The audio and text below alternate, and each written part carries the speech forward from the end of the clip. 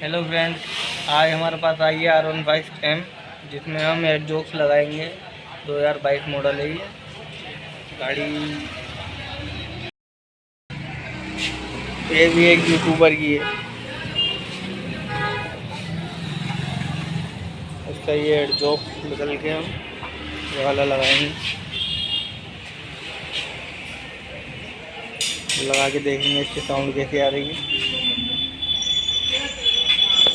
तो लोग फाइनली खोलते हैं, फिर इसका पुराना वाला सिलेंसर निकालते हैं और एग्जॉस्ट लगाते हैं।